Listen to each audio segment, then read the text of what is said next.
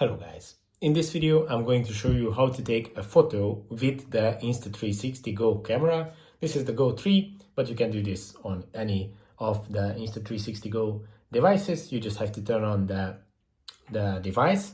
Then to switch to photo mode, you just have to swipe on the middle of the screen to any of the sides, and this is going to open up the mode menu, and here you just have to switch to photo.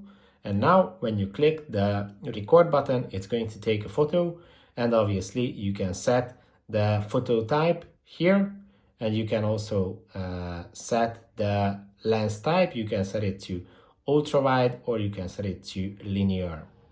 And here you can set the aspect ratio and all the settings of the photo, or you can set it to auto.